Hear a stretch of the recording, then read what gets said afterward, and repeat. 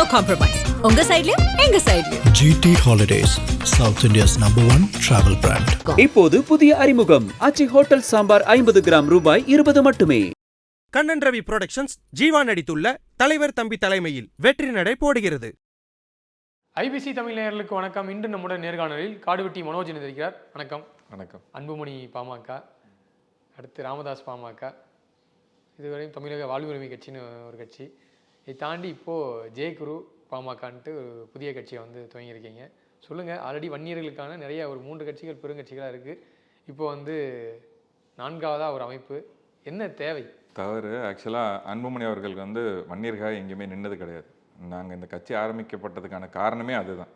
இன்றைக்கி பாட்டாளி மக்கள் கட்சின்னு ஒரு கட்சி இருந்தது, வன்னியர் சங்கம்னு ஒன்று இருந்தது. 87 சாலை மறியல் போராட்டத்துக்கு அப்புறம் 90களில் கட்சி ஆரம்பிக்கப்பட்டது. 40 ஆண்டுகளாக கட்சி, 37 ஆண்டுகளாக கட்சி இருக்குது. இது வரைக்கும் வன்னியர்கள் இந்த இடத்துல மேம்படவே இல்லை. அதை முன்னிறுத்தி தான் நாங்கள் வந்து எங்கள் மக்கள் கூட முன்னேற்றத்துக்காகவும் அனைத்து சமுதாய மக்களுக்கும் அனைத்தும் கிடைக்கணுன்றதுக்காக தான் இந்த கட்சி ஆரம்பித்தோம். இன்றைக்கி ஐயாவோ அன்புமணி அவர்களோ வந்து வன்னியர்களுக்காக நின்றுருந்தாங்க அப்படின்னா நாங்கள் இந்த கட்சி ஆரம்பிக்கப்பட்டதுக்கான தேவையே இருந்திருக்காது. அண்ணன் வேறுமுருகன் அவர் ஆரம்பித்த கட்சி வந்து அவர் தமிழ் தேசியம் பேசுகிறார். அவர் குறிப்பிட்டு வெறும் வன்னியர்களுக்காகன்னு அண்ணனும் எங்கேயுமே பேசினதில்லை. அவரோட நிலைப்பாடு தமிழ் தேசியத்தை நோக்கி தான் இருக்குது. அதனால் அவரையும் நம்ம வந்து எந்த கேள்வியும் கேட்க முடியாது. எங்களுக்காகன்னு ஒரு கட்சி இருந்தது. நாங்கள் நம்பினது மாவீரன் காடுவெட்டியார் அவர்கள் இருந்த வரைக்கும் பாட்டாளி மக்கள் கட்சியை நம்பினோம். அவர் இருந்த வரைக்கும் கட்சி நல்ல முறையில் இருந்தது. 20% வாக்கு வச்சுருந்தாங்க. 18 எம்எல்ஏ இருந்தது. இன்றைக்கி அவரோட மறைவுக்கு அப்புறம் மாவீரன் காடுவெட்டியார் அவர்கள் மறைஞ்சதுக்கப்புறம் இன்றைக்கி 5 எம்எல்ஏ இருக்காங்க. 2% வாக்கு தான் இருக்குது. எங்கள் சமுதாய மக்கள் இன்னும் பின்தங்கிய நிலையில் தான் இருக்காங்க, விளிம்பு நிலையில் தான் இருக்காங்க. என்ன சொல்ல போனோம்னா, சட்டசபையிலே வந்து இதுக்கு முன்னாடி நடந்த கூட்டத்தில் சொன்னது என்னன்னா, 80% மக்கள் தமிழகத்தில் வந்து வட மாவட்டத்தில் இன்னும் குடிசை வீட்டில் இருக்காங்கன்னா அதில் 100%ல் 80% இன்னும் வன்னியர் மக்கள் தான் குடிசை வீட்டில் இருக்காங்கன்றாங்க. அப்போது எந்த கட்சி நீங்கள் சொல்வீங்க வன்னியர்களுக்காக இருந்தது? நீண்ட காலமாக நீங்கள் வந்து பாமக ராமதாஸையும் விமர்சிக்கிறீங்க, அன்புமணியும் விமர்சிச்சிருக்கீங்க. விமர்சிக்கிறேன்னா அவங்க செஞ்ச குறைகளை சொல்கிறேன். நான் எனக்கு வந்து அவங்க மேலே தனிப்பட்ட எந்த விரோதமும் கிடையாது. ஸ்பிளிட் ஆனதுக்கு பிறகு ராமதாஸ் அவங்க சைட்ல இருந்து ஜெயகுரு அவர்கள் மேல வந்து ஒரு பாசிட்டிவான, அதான் இன்னைக்கு அவங்களுக்கு அரசியல் பண்றதுக்கு வேற வழி இல்லைல்ல. இன்னைக்கு நான் இதுக்கு மாவீரன் அவர்களோட மறைவுலேருந்து சொல்லிட்டு வர்றது என்னன்னா, அவரை மறைக்க நினைக்க இவங்களோட புகழ் அழியதான் போகுது அப்படின்றத நான் அன்னைக்கு சொன்னேன். அதே நிலையில தான் இன்னைக்கு நிற்கிறேன். ஏன்னா இந்த சமுதாயத்துக்காக உயிரே நீத்தவர் காடுவெட்டியார் அவர்கள். இந்த சமுதாயத்துக்காக தான் அவரோட வாழ்க்கையில பாதி ஆண்டுகள் சிறையிலையும் வந்து மருத்துவமனையில தான் போயிருக்கு. இவங்க எந்த சட்ட வழக்கையும் சந்திச்சதில்லை. 4 முறை தேசிய பாதுகாப்பு சட்டமாக இருக்கட்டும், குண்டர் சட்டம் பாய்ந்ததாக இருக்கட்டும், எல்லாமே அவர் மேலே பாய்ந்தது தான். போராட்டங்களுக்காகவும் மாநாடு நடந்ததுக்காகவும் எல்லாத்துக்கும் வழக்கு சந்தித்தது மாவீரன் அவர்கள் தான்.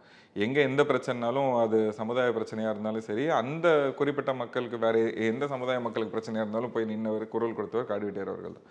அன்புமணி அவர்கள் இது வரைக்கும் எங்கேயுமே எந்த குரலுமே மக்களுக்காக கொடுத்தது கிடையாது. 2021 எலெக்ஷன் கமிஷன் எலெக்ஷனுக்கு முன்னாடி எலெக்ஷன் கமிஷன் டேக் ஓவர் பண்ணுறதுக்கு முன்னாடி நடந்த போராட்டத்தில் கூட அன்புமணி அவர்கள் 1 மணி நேரம் தாமதமாக தான் வந்தவர் அவரோட ஆடி காரில் வந்தார். உள்ளேருந்து நின்று பேசிட்டு போயிட்டார். ஆனால் இத்தனை ஆண்டுகளாக 89ல் இடஒதுக்கீடு கொடுத்து கலைஞர் அவர்கள் கொடுத்தார். 89ல் 87ல் அதிமுக ஆட்சியில் எம்ஜிஆர் அவர்கள் சுட்டு கொண்டார். 75 தியாகிகளை சுட்டு கொண்டுட்டு உங்கள் சமுதாயத்தில் அவ்வளோ மக்கள் தொகை இல்லை, உங்களுக்கு இடஒதுக்கீடு கொடுக்க முடியாதுன்னு சொல்லி அந்த போராட்டத்தை வந்து கொச்சைப்படுத்திட்டு போயிட்டார். அதுக்கப்புறம் கலைஞர் அவர்கள் வந்து 89ல் ராமதாஸ் அவர்களையும் கூப்பிட்டு மற்ற சமூகத்தில் வட மாவட்டங்களில் இருக்க எல்லா மாவட்டத்திலையும் அப்போ ஒரு வன்னியர் சங்கம் இருந்தது. அது எல்லாத்தையும் ஒருங்கிணைச்சு ராமதாஸ் அவர்களோட தலைமையில், ஏன்னா அன்னைக்கு திமுகவில் வந்து பெரிய தலைவர்கள் 2ஆம் கட்ட தலைவர் இருந்தவங்களாம் முக்கியமாக வன்னியர் தலைவர்கள் இருந்தாங்க. அவங்க எல்லாம் வந்து இடஒதுக்கீடு கொடுக்கணும்னு சொல்லி வாங்கி கொடுத்தாங்க. அதுக்கப்புறம் 2021 வரைக்கும் எந்தவித பேச்சுவார்த்தையும் இல்லாமல் மாறி அன்புமணி அவர்கள் கூட்டணி வச்சுட்டு அவர் மினிஸ்டர் ஆகணும், எம்பி ஆகணும், அவர் வந்து கட்சி தலைவர் ஆகணுன்றதுக்காக கூட்டணியை மாற்றி வச்சுட்டு என் மக்களை கைவிட்டுட்டார். அதுக்கப்புறம் 2021 இத்தனை ஆண்டுகளாக எங்களுக்கு கிடைக்கலன்றதுனால இளைஞர்கள் போய் ரெயிலை மறைக்கிறாங்க. அந்த ரெயிலை மறைச்ச பசங்களுக்கும் எனக்கும் எந்த சம்மந்தம் இல்லைன்னு சொன்னவர் தான் அன்புமணி அவர்கள். இதே மாவீரன் அவர்கள் என்ன பண்ணியிருந்தாருன்னா, போராட்டம் நடத்தது நான், மாநாடு போட்டது நான், எந்த வழக்காக இருந்தாலும் என் மேலே போடுன்னு சொல்லிட்டு வழக்கை சந்தித்து அவர் சிறைச்சாலையில் இருந்தார். அன்புமணி அவர்கள் அதுக்கு மாறாதான் நடந்துகிட்டார். ஒரு தலைவருக்கான தகுதி வச்சாலும் நீங்க பாமகவில் பெரும்பான்மையான பலம் வந்து அன்புமணி பக்கம் தான் இருக்கு. இப்போ அவர் அதிமுக 20% வாக்கு வச்சிருந்தாங்கன்னு சொல்றாரு. கூட்டணி போயிட்டாரு. அதான் கூட்டணி ஏன் இவ்வளவு அவசரமா போறாரு? எப்பயுமே அவங்களோட ஸ்டாட்டிஸ்டிக்ஸ் என்ன, கடைசி நாள் விற்கிறதுக்கு 1 வாரம் முன்னாடி 2 வாரத்துக்கு முன்னாடி தான் அவங்க அறிவிப்பாங்க. இன்னைக்கு இவருக்கு நிலைப்பாடே இல்லை, எங்கே போகிறதுனே தெரியாமல் விட்ட இன்னைக்கு ராமதாஸ் அவர்கள் தனியாக விட்ட மாதிரி ஆகிட்டார்ல. இப்போ எங்கே கூட்டணி போகிறதுன்னு தெரியாமல் தவிச்சு நிற்கிறாள். அந்த மாதிரி அன்புமணியோட நிலைமை ஆகிட போகுதுன்னு நீங்கள் போய் கூட்டணி வச்சிருக்காரு. இன்னைக்கு கூட்டணி வச்சுட்டாருன்னு சொல்கிறீங்க. 21 போராட்டம் நடத்தது அன்புமணி அவர்கள் தலைமையில் நடத்தினாங்கல்ல. ப்ரெஸ் அண்ட் மீடியா அதான் கவர் பண்ணிச்சு. அன்னைக்கு வந்து 10.5 கொடுத்தாங்க, எடப்பாடி அவர்கள் கொடுத்தாரு. எலெக்ஷன் கமிஷன் டேக் ஓவர் பண்ணுறதுக்கு 1 நாள் முன்னாடி, if I'm not wrong. Announce பண்ணாங்க. ஒரு சட்டம் பாஸ் பண்ணணும்னா ஃபர்ஸ்ட் அதை சட்டமாக இயக்கணும், அதை வந்து அமுல்படுத்தணும். சட்டசபையில் சட்டம் போட்டுட்டு அதுக்கப்புறம் அமுல்படுத்தணும், மசோதாவாக போட்டுட்டு அப்புறம் அமுல்படுத்தணும். இது நடக்கல.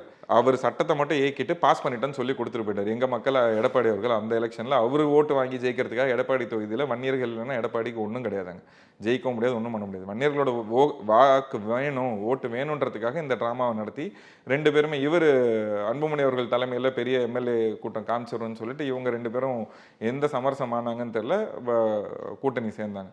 இன்னைக்கு எது அடிப்படையில் கூட்டணி போனார் அன்புமணி அவர்கள்? ஏதாவது ஒரு வாக்குறுதி கொடுத்துருக்காரு, இதை பேஸ் பண்ணி தான் நாங்கள் கூட்டணி போயிருக்கோன்னு. அந்த வாக்குறுதி எங்கேயுமே கொடுக்கல.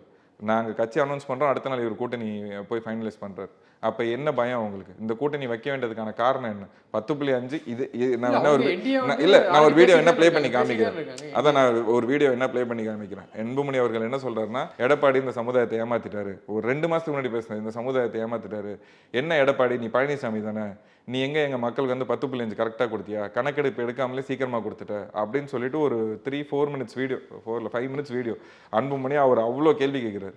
எங்களை ஏமாத்திட்டுன்னு 2 மாசம் முன்னாடி பேசினவர் இன்னைக்கு எதன் அடிப்படையில் அவர் வந்து எடப்பாடி கூட கூட்டணி போனார். என்டிஏல இருக்கீங்க நீங்க, என்டிஏல 2019 அலைன்ஸுக்கு போனீங்க, இதுக்கு 2021 என்டிஏல அலைன்ஸ் பண்ணீங்க, இப்போ என்டிஏ அலைன்ஸ் ஒட்டி ஏன் வெளில வந்தீங்க? சென்ட்ரல் கவர்மெண்ட்ல இன்னும் என்டிஏ இருக்குல்ல, அப்போ அவங்கள்ட்ட பேசியாவது இடஒதுக்கீடு வாங்கி கொடுத்துருக்கணும், அதையும் செய்யல. இந்த 5 ஆண்டுகளாக எடப்பாடி அவர்கள் எங்கேயுமே அவர் கொடுத்த 10.5 பற்றி பேசல. இப்போ எடப்பாடி அவர் 10.5 கொடுத்தாரு. அது மசோதாவை பாஸ் பண்ணது திமுக ஆட்சியில் பாஸ் பண்ணாங்க, ஆட்சி அமைந்த உடனே பாஸ் பண்ணாங்க, ரத்து செஞ்சுட்டாங்க. நீங்க சரியான முறையில் கொடுத்துருந்தீங்கன்னா நான் கரெக்டாக தான் கொடுத்துருக்கேன், ஏன் அதை ரத்து செஞ்சீங்கன்னு ஒரே ஒரு இடத்துலயாவது கேள்வி ரைஸ் பண்ணிருக்கணும். எடப்பாடி இது வரைக்கும் எங்கேயுமே கேள்வி ரைஸ் பண்ணல. இது அப்போ எங்கள் சமுதாயத்துக்கு செய்த துரோகம் தானே. அன்னைக்கு எம்ஜிஆர் அவர்கள் சுட்டு கொண்டாரு, உங்க மக்கள் தொகை இவ்வளோ பெருசு இல்லைன்னாரு.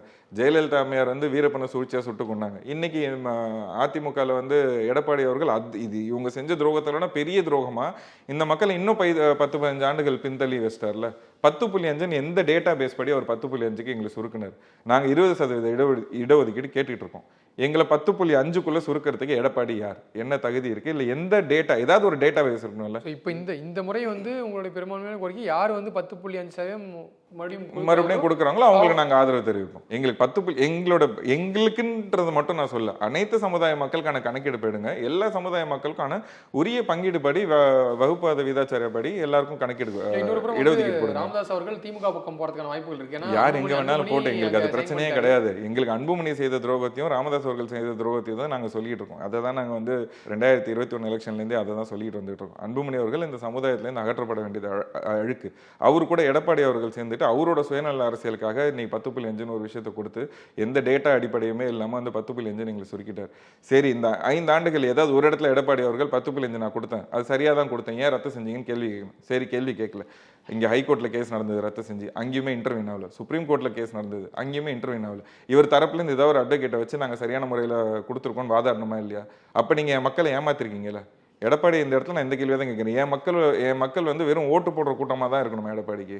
அப்போ என் மக்கள் வந்து அவ்வளோ வந்து நீங்கள் அவ்வளோ வன்மை எதுக்கு எடப்பாடி அவர்களுக்கு என் மக்கள் மேலே? சரி, திமுக பற்றி அபிப்பிராயம் என்னன்னா, திமுக ஒரு பக்கம் வந்து இல்லை, இப்போ அதான் திமுக பற்றி கேட்குறீங்களே. எடப்பாடி அவர்கள் வந்து இந்த பிரச்சாரத்தில் சமீபமாக ஒரு 3 மாத பிரச்சாரத்தில் பண்ருட்டியில் போயிட்டு என்ன சொல்கிறாருன்னா, 10.5 பற்றி அங்கே இருக்க மக்கள் கேட்கும்போது நான் தானே கொடுத்தேன், ஏன் ஆட்சியில் கொடுத்தேன், மறுபடியும் ஆட்சி அமையும் போது தரன்றாரு. சரி, பாராட்டுறோம், நாங்கள் கொடுக்குறோன்னு சொல்லியிருக்காரு, சந்தோஷம். அதுக்கு அடுத்த நாள் திருச்சியில் அவரோட பரப்புரை இருக்கு. அங்கேயும் கேட்கும் போது கேள்வி எழுப்பும்போது அவர் என்ன சொல்றாரு, 10.5 முடிஞ்சு போன கதை, அதை பற்றி ஏன் பேசுறீங்கன்றார். அப்போ யாரை முட்டாளா நினச்சிட்டு இருக்காரு எடப்பாடி அவர்கள்? திமுகவில் இப்போ கொடுத்து 10.5 அமுல்படுத்தினாங்க, ரத்தாயிடுச்சு, அவங்க சுப்ரீம் கோர்ட்டில் வாதாடுறாங்க. இதே ராமதாஸ் அவர்களும் அன்புமணி அவர்களும் ஸ்டாலின் ஆட்சியில் நல்ல அட்வொகேட்டை வச்சு வாதாடினாங்க அப்படின்றாங்க. இதை நான் வந்து தனிப்பட்ட முறையில் சொன்னால் நீங்கள் திமுகவோட ஆளுமிங்க. திமுக எதிர்ப்பாக இன்னைக்கு பேசுகிற அன்புமணி அவர்களும் ராமதாஸ் அவர்களும் அன்னைக்கு திமுக நல்ல அட்வொகேட்டை வச்சு வாதாடினாங்க, அவங்க சரியாக தான் செஞ்சாங்கன்றாங்க. நாங்கள் 2 முறை போய் கோரிக்கை மனு கொடுத்தோம், 10.5 கொடுத்தா எங்களுக்கு வந்து நீட் எக்ஸாம்லையும் மற்ற கவர்மெண்ட் எக்ஸாம்ஸ்லையும் பாஸ் ஆகும். முயற்சி செய்கிறேன் அப்படின்னு சொல்கிறாங்க, அதுக்கான வேலைகள் நடந்துட்டு இருக்கு. சுப்ரீம் கோர்ட்டில் கேஸ் போது செய்கிறேன்னு சொல்கிற ஒருத்தரை நாங்கள் எதுவும் பண்ண முடியாது, செய்யவே முடியாது, அது முடிஞ்சு போன கதைன்னு சொல்லி இந்த மக்களை ஏமாத்துற எடப்பாடியை நாங்கள் எதுக்கு விடுவோம்? அப்போ நீங்கள் வந்து இவ்வளோ நாள் வந்து நீங்கள் வந்து ப்ரெஸ் மீட் வச்சு சொல்லிட்டு இருந்தீங்க, ஆனால் இப்போ கட்சியாக வந்து துவங்கியிருக்கீங்க. இப்போ நீங்க வந்து இந்த மாதிரியான கருத்துக்கள் வைக்கும் போது உங்களை வந்து ஒருவேளை திமுக பேக்கப் பண்றாங்களோ, திமுக தான் வந்து நான் அதான் கேட்கிறேன். இன்னைக்கு திமுக funding ல- அன்புமணி அவர்களே 10.5 கொடுத்தாருன்னா நான் அன்புமணிக்கு ஆதரவு நான் இதே 10.5 அனௌன்ஸ் பண்ணும்போது எடப்பாடி அவர்களுக்கு நாங்க வாழ்த்து தெரிவித்து நாங்க வாழ்த்து போட்டிருக்கோம். நீங்க என் மக்களை ஏமாத்துறீங்கன்னு தெரியும் போது நான் கேள்வி கேட்கணும். என் மக்களுக்கு எதுவுமே செய்ய முடியாது, என் மக்களை வந்து நான் கைவிட போறேன்னு சொன்னா அவங்கள பார்த்து தான் நான் கேள்வி கேட்கணும். ஆளுங்கட்சியை பார்த்து நாங்க கேள்வி கேட்கணும். தேர்தல் சமயத்துல கட்சிங்கிறது வந்து எதுக்காக இப்போ எலெக்ஷன் ஸ்டண்டுக்காகவா இல்ல வந்து எந்த ஸ்டண்ட்டும் கிடையாது. இப்ப என் மக்களுக்கு வந்து இப்போ பாமக 2ஆ உடைஞ்சிருக்கிறதுனால வன்னியர் மேம்பட்டுட்டாங்களா? வன்னியர் மக்களுக்கு வந்து எல்லாருக்கும் வந்து வீடு வசதி வந்துருச்சு, எல்லாரும் வேலை வாய்ப்புல போயிட்டாங்க, எல்லாம் இந்த படிச்சு மேம்பட்ட நிலையில இருக்காங்களா? பாமக இன்னைக்கு சண்டை போட்டுட்டாங்க, அப்பா வன்னியர்கள் எல்லாருக்கும் விடிவு காலம் வந்துருச்சு, பொது சொத்து நல வாரியம் வந்து கல்வி அறக்கட்டளை மீட் எடுத்துட்டாங்க, எல்லாருக்கும் இன்னைக்கு இலவச கல்வி கிடைக்குது. அதுல வந்து கிட்டத்தட்ட 2000 கோடிக்கு சொத்து இருக்கு வன்னியர் கல்வி அறக்கட்டளையில். அது இன்னைக்கு ராமதாஸ் கல்வி அறக்கட்டளைன்னு பேர் மாற்றி ஃபர்ஸ்ட் சரஸ்வதி கல்வி அறக்கட்டளைன்னு பேர் மாற்றினாங்க. அதை இப்போ ராமதாஸ் கல்வி அறக்கட்டளைன்னு பேரை மாற்றிருக்காங்க. அதில் எங்களால் இலவசமாக படிக்க முடியுதா? மாவீரன் காடுவெட்டியார் அவர்கள் இருக்க வரைக்கும் எல்லாருமே இலவசமாக தான் படித்தாங்க. இன்னைக்கு அதில் 3 லட்ச ரூபா டொனேஷன் கேட்குறாங்க. இந்த டொனேஷனை கொடுத்து நாங்கள் படிக்கிற நிலைமையில இருந்திருந்தோம்னா நாங்கள் ஏன் அங்கே போகிறோம்? ஏதாவது ஒரு ப்ரைவேட் காலேஜில் படிச்சுப்போம். நீட் எக்ஸாமுக்கு நீட் கோச்சிங் அட்டன் பண்ணி நீட் எக்ஸாம் படிக்க முடியாமல் தான் வட தமிழகத்தில் அவ்வளோ மாணவிகள் வந்து வன்னியர் மக்கள் வந்து சூசைட் பண்ணிட்டு இருந்திருக்காங்க. இதெல்லாம் நடக்கக்கூடாது. நம்ம மக்களுக்கு வந்து படிப்பு இலவசமாக கிடைக்கணுன்றதுக்காக தான் ஒரு வன்னியர் மக்களும் வந்து எந்த கட்சியில் இருந்தாலும் சரி, அது திமுக அதிமுக எதில் இருந்தாலும் சரி, அவங்களால முடிஞ்ச தொகையை போட்டு அந்த வன்னியர் கல்வி அறக்கட்டளைன்னு ஒன்று ஆரம்பிச்சாங்க. இன்னைக்கு யாரை கேட்டு அதை வந்து ராமதாஸ் கல்வி அறக்கட்டளைன்னு பேரை மாற்றிருங்க. எங்களோட அடிப்படை நோக்கம் இந்த கட்சி ஆரம்பிச்சு வந்து எங்களுக்கு அந்த கல்வி அறக்கட்டளையை மீட்டெடுத்து எங்களோட மக்களுக்கு இலவச கல்வி கொடுக்கணும், அனைத்து சமுதாய மக்களுக்கும் இடஒதுக்கீடு கிடைக்கணும். 10.5 எங்களோட வந்து தார்மீக அடிப்படை கோரிக்கை. 10.5 அனைத்து சமுதாய மக்களுக்கும் இடஒதுக்கீடு வாங்க. இதுக்காக வந்து நாங்க எந்த கட்சி கூட கூட்டணி வந்து இப்போ அன்புமணி அவர்கள் அனௌன்ஸ் பண்ணாலோ இல்ல ராமதாஸ் அவர்கள் அனௌன்ஸ் பண்ணாலும் நீங்க வந்து ஆதரவு தெரிவிப்பீங்க? ஆதரவு தெரிவிப்பேன் கண்டிப்பா. எனக்கு தேவையே இதுதான். அனௌன்ஸ் பண்றாங்கன்னா எனக்கு அமுல் கொண்டு வாங்க, பண்ணி கொடுங்க. நீங்க வந்து அன்புமணி அவர்கள் வந்து 20 ஆண்டுகளா நாங்க இதை பண்றோம் அதை பண்றோம் தான் ஊரை ஏமாத்தி சுத்திட்டு இருக்காரு அவரு. இல்ல நீங்க ஒரு கட்சி அமைப்பா துவங்கிருக்கீங்க. அப்ப இந்த தேர்தலில் வந்து எப்படி யாருக்கு ஆதரவு தெரிவிக்க போறீங்க? யாருக்கு ஆதரவு தெரிவிக்கல. நாங்க 100 தொகுதியில வன்னியர் அடர்த்தியா இருக்க தொகுதியில் 100 தொகுதியில நாங்க தனிச்சு போட்டிடுவோம். நாங்க எதுக்கு ஆதரவு எல்லாருக்கும் ஆதரவு கொடுக்கறதுனால எங்களுக்கு என்ன கிடைக்க போகுது? எங்களோட மக்கள் எங்களுக்கு ஆதரவு கொடுக்குறாங்க. மாவீரன் காடுவெட்டியார் அவர்களோட விசுவாசிகள் எங்க கூட நிக்கிறாங்க. இந்த கட்சி ஆரம்பிச்சதுல ஓட் ஸ்பிளிட் ஆகிறதுக்கு தான் வழிவகுக்கும். வெற்றி பெறதுக்கு உதவுமா? வெற்றி பெற முடியாது. ஓட் ஸ்பிளிட் அவுட் எங்களோட டிசைடிங் ஃபேக்டர் யாருன்னு நாங்க காமிப்போம்ல. இப்போ வன்னியர்களோட ஓட்டு இல்லாமல் யாராவது ஒருத்தர்னால ஆட்சி அமைக்க முடியுமா? அது அதிமுக இருக்கட்டும், பிஜேபியாக இருக்கட்டும், டிஎம்கேவாக இருக்கட்டும், காங்கிரஸாக இருக்கட்டும், யாராவது ஒருத்தர்னால வன்னியரோட ஓட்டே இல்லாமல் ஆட்சி அமைச்சிட முடியுமா? அப்போ எங்களோட பலம் என்னன்றது இன்னைக்கு அன்புமணி அவர்களும் ராமதாஸ் அவர்களும் மாறி மாறி கூட்டணி வச்சு பெட்டி வாங்கி அவங்க நல்லா இருக்காங்க.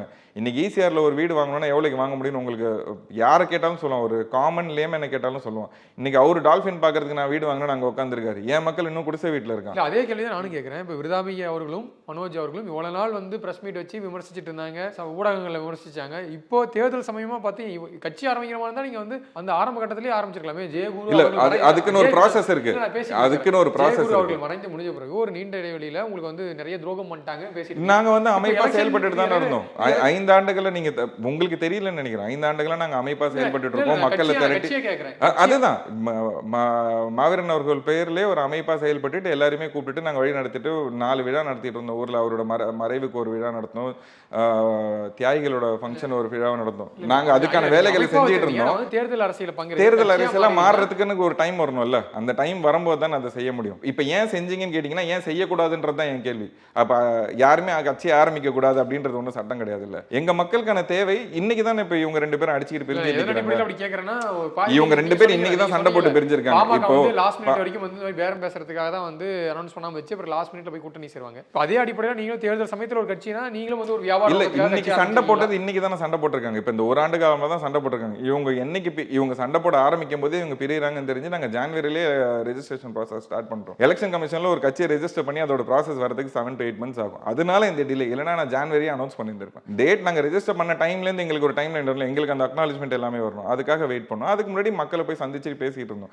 நீங்க இந்த கேட்கிற கேள்வி நீங்க 2018 இருந்து அமைதியா இருந்துட்டு இன்னைக்கு வந்து நீங்க கட்சி ஆரம்பிச்சிருக்கீங்கன்னா பரவாயில்ல. இத்தனை நாளா நான் அரசியல்ல தான் இருக்கேன். என் மக்களுக்கான கோரிக்கையை நான் கேட்டுக்கிட்டே தான் இருக்கேன். எங்க மக்களுக்கு எங்கெங்க தான் துரோகம் நடக்குதோ அந்த இடத்துல என்னோட குரல் கேட்டுக்கிட்டே தான் இருக்கு. அப்படி இல்லாம நான் இன்னைக்கு ஆரம்பிச்சிக்கலாம் இந்த கேள்வி கேட்கலாம். என் மக்களுக்காக நான் நிக்கிறேன். அது நிற்கக்கூடாதுன்னு யாரும் சொல்ல முடியாதுல்ல. அன்புமணி அவர்கள் கைவிட்டாரு, ராமதாஸ் அவர்கள் பேரம் போயிட்டாரு. இன்னைக்கு ராமதாஸ் அவர்கள் அவரோட மகளுக்காக ஒரு சீட்டு கேட்கிறாரு, அன்புமணி அவர்கள் அவர் மனைவிக்காக எம்பி சீட்டும் எதுவும் கேட்குறாங்க. நான் என்ன கேட்குறேன், இவங்க 2 பேரும் இந்த 25 தியாகிகளோட குடும்பத்தில் ஏன் ஒருத்தர் கூட சீட்டு தரல? ஏன் அவங்களை எந்த இடத்துலையுமே அவங்கள வந்து முன்னிலைப்படுத்தவே இல்லை? அவங்களோட பிரதிநிதித்துவத்தை ஏன் இவங்க வந்து மறைக்கிறாங்க? இதெல்லாம் யார் கேட்பாங்க? அது நான் தனிப்பட்ட ஒரு நபராக கேட்கறத விட என் மக்கள் இன்னைக்கு பிரிஞ்சு போய் பிளவுபட்டு போய் கிடக்குறான். அவங்கள ஒன்று திரட்டுறதுக்கு எனக்கு ஒரு பிளாட்ஃபார்ம் வேணும்ல. எத்தனை நாள் நான் போயிட்டு மனோஜ் வந்திருக்கேன் நீங்க என் கூட வாங்கன்னு சொல்ல முடியும்? ஒரு அரசியல் அதிகாரம் இருந்தால் தான் ஒரு பலமா இருக்கும். நான் போய் ஒரு இடத்துல கேள்வி கேட்கணும் அப்படின்னா இண்டிவிஜுவலா கேட்கறத விட ஒரு கூட்டமா கேட்கும் போது அதுக்கான வேல்யூ ஜாஸ்தியா இருக்கு. அதுக்கான பிளாட்ஃபார்ம் தான் இது. வருங்காலங்களில் வந்து இப்போ அன்புமணியும் ராமதாஸ் அவர்களும் ஒன்றி மீண்டும் இணைகிறாங்க. அதுக்கான வேலைகளை வந்து அப்பா புள்ள என்னைக்கு வேணாலும் இணைவாங்க. இன்னைக்கு சண்டை போட்டுக்கிட்டு இன்னைக்கு பல மாவட்ட செயலாளர்களுக்கு 2 பிரிஞ்சு அடிச்சுக்கிட்டு கேஸ் வாங்கிட்டு இன்னும் ஒருத்தர் ஜெயிலில் தான் இருக்காரு. இப்பதான் சமீபமா ரிலீஸ் ஆனார் சேலம்ல. 2 பேர் அடிச்சுக்கிட்டு அன்புமணி தரப்புலையும் ராமதாஸ் அவர்கள் தரப்புலையும் அடிச்சுக்கிட்டவங்க. இவங்க என்னைக்கு வேணாலும் ஒன்னாயிடுவாங்க. ஆனா பிளவுபட்ட என் சமுதாயம் என்ன ஆகும்? அதோட அந்த கேள்விக்கு தான் எந்த பதிலுமே இல்லை. இன்னைக்கு நாங்க போகும்போது எல்லாரும் பேரன்பும் ஆதரவும் நல்லபடியா தராங்க. அன்னையிலேருந்து இன்னி வரைக்கும் மாவீரன் காடுவெட்டியார் அவர்கள் விசுவாசியா தான் பாட்டாளி மக்கள் கட்சியில் இருந்த அனைத்து சொந்தக்காரங்களும் இருந்தாங்க. யாருமே வந்து இதுல வந்து எங்களுக்கு விரோதம் அப்படின்றதுலாம் கிடையாது. நாங்க அன்னையிலேருந்து இன்னி வரைக்கும் சொல்றது அன்புமணி அவர்கள் இந்த சமுதாயத்துக்கான அழுக்கு. இன்னைக்கு பெத்த தகப்பனை ஐயா ராமதாஸ் அவர்கள் வந்து 2004 வரைக்கும் அவரோட கொள்கையில கரெக்டாக தான் இருந்தார். 89 கட்சி ஆரம்பிச்சு என்னைக்கு அன்புமணி அவர்கள் கட்சிக்குள்ள வராரோ அன்னைக்கு தான் ஒரு கொள்கையிலேருந்து மாறி இந்த சமுதாய மக்களுக்கு அவ்வளோ துரோகத்தை செய்யறாரு.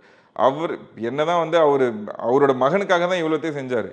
இன்னைக்கு பெத்த தகப்பனே நீங்க தூக்கி போட்டு மிதிக்கிறீங்க, தண்ணி பாட்டில தூக்கி அடிக்கிறீங்க, ஆன் ஸ்டேஜில் அசிங்கப்படுத்துறீங்க, ஒருத்தர் வந்து அவரை தலகாணி அழைத்து கொள்ளணுன்றான் அவனுக்கு பொறுப்பு கொடுக்குறீங்க, உங்களோட மனைவியை விட்டு இழிவா பேச சொல்றீங்க, உங்க கூட இருக்க பொறுப்பாளர்களை விட்டு இழிவா பேச சொல்றீங்க, முகநூல் பக்கம் போய் பார்க்க முடியல இவங்க 2 பேரும் சண்டை போட்டுக்கிறது. இதனால என் மக்களுக்கு என்ன கிடைக்குது? இன்னைக்கு பெத்த தகப்பனுக்கே நீங்க இந்த துரோகத்தை செய்வீங்கன்னா என் சமுதாயத்துக்கு நீங்க எப்படி தலைவராக இருப்பீங்க? அப்ப என் சமுதாயம் கைவிடப்பட்ட நிலையில தான் நான் ஒரு இனிஷியேட்டிவ் எடுக்க முடியும். எனக்கு தனிப்பட்ட முறையில் அவங்க மேல எந்த கருத்து ஏற்பட நான் எனக்கு இதை செஞ்சுட்டாங்க, எனக்கு இந்த துரோகத்தை செஞ்சிருக்காங்க நான் இது வரைக்கும் எங்கேயுமே சொன்னது. உங்களுக்கு பர்சனல் மோட்டிவ் என்னோட வாய்க்கை தகராறு நான் எங்கேயுமே அட்ரஸ் பண்ணதே கிடையாது.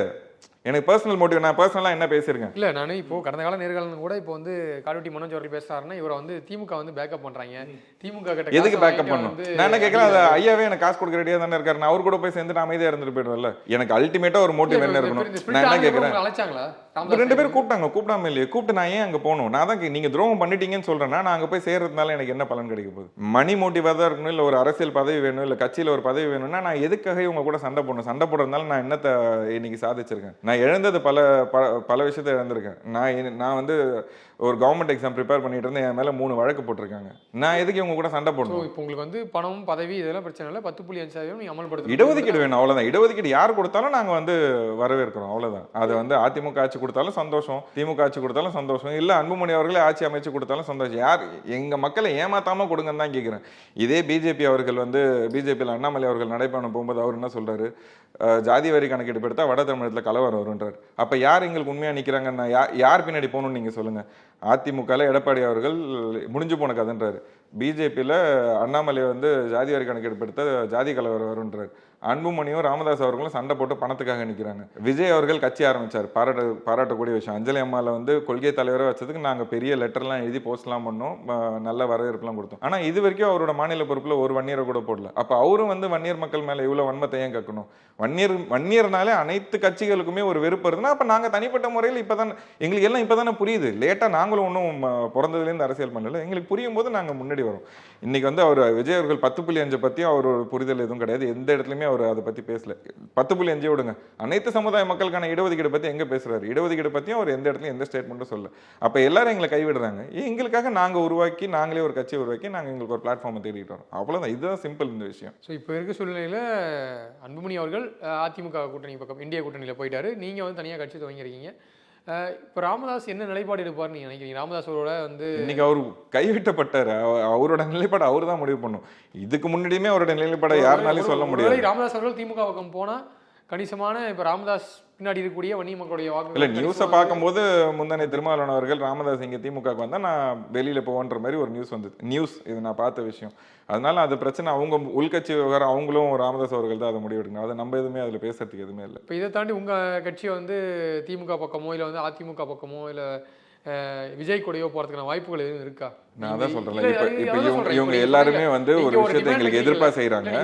அந்த டிமாண்ட் அக்செப்ட் பண்ணிட்டு செய்வோம்னு சொன்னாங்கன்னா அது யாரா இருந்தாலும் நாங்க வந்து ஆதரவு கொடுக்கறது யாரா தான் இருக்கும். அது அன்புமணி பக்கமா இருந்தாலும் சரி, ராமதாஸ் பக்கம். அன்புமணி செய்ய மாட்டாருன்றதுனால தானே நான் இதை பண்றேன். அவர் செய்யறேன் 30 ஆண்டுகளா ஒருத்தர் கூடிய தான் நாங்க பயணிச்சோம், அவரை பார்த்திருக்கோம், பிறந்ததுல இருந்து அவங்கள பார்த்திருக்கோம். மாவீரன் அவர்கள் அந்த கட்சியில தான் பயணிச்சாரு, அவங்கள பார்த்திருக்கோம். அவங்க தொடர்ந்து ஏமாத்திக்கிட்டே வரும்போது மறுபடியும் அவங்க சொன்னாங்கன்னா இந்த மக்களை ஏமாத்த தான் போறாங்க.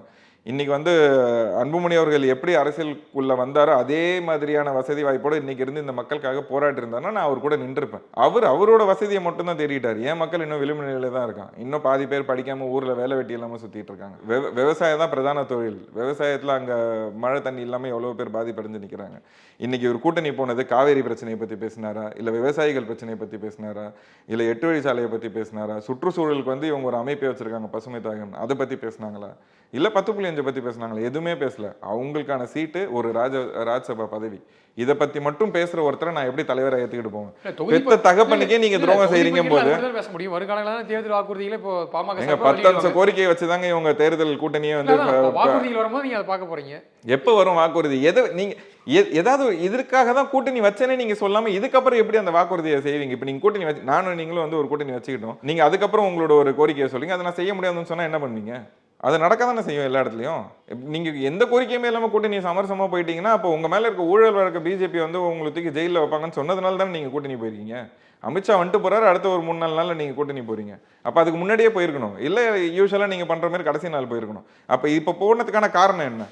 நான் தான் சொல்றேன், நீங்க அன்புமணி இதை செஞ்சாருன்னா ஆதரவு கொடுப்பீங்களான்னு கேட்குறீங்க. இத்தனை நாள் நான் அதை சொல்லியிருக்கேன், அன்புமணி செஞ்சாருன்னா ஆதரவு கொடுப்பேன்னு. இன்னைக்கு அவர் பெத்த அப்பாக்கே இவ்வளவு துரோகம் செய்யும் போது இந்த சமுதாயத்தை கைவிட மாட்டாருன்னு என்ன நினைச்சோன்னா அவருக்கு ஆதரவு தெரிவிக்கிறேன். இப்போ அன்புமணியோ ராமதாஸோ எல்லாமே வந்து ஒரு மோட்டிவோட செயல்படுறாங்க. ஆனால் எனக்கு மணியோ பதவியோ வேணாம், எனக்கு வந்து 10.5 சேரும். அதுதான் வந்து எங்களுடைய அடிப்படை இலக்கு கோரிக்கை அப்படின்றீங்க. கண்டிப்பா பொறுத்திருந்து பார்க்கலாம். ஏன்னா தேர்தல் வரப்போது, கூட்டணிகள் பங்கீடு கூட்டணின்னு பேச்சுவார்த்தை எல்லாம் போயிட்டு இருக்கு. நீங்க என்ன முடிவு எடுக்க போறீங்கன்றது கண்டிப்பா அடுத்தடுத்த நிகழ்வுல நம்ம பேசுவோம். நேரம் ஒதுக்கி நிறைய தகவல் பண்ணிட்டீங்க. நேரத்துக்கு ரொம்ப நன்றி. சந்தோஷம், நன்றி. No compromise. உங்க சைடுலயும் எங்க சைடுலயும். GT Holidays, South India's #1 travel brand. இப்போது புதிய அறிமுகம் ஆச்சி ஹோட்டல் சாம்பார் 50 கிராம் ரூபாய் 20 மட்டுமே. கண்ணன் ரவி புரொடக்ஷன்ஸ் ஜீவா நடித்துள்ள தலைவர் தம்பி தலைமையில் வெற்றி நடை போடுகிறது.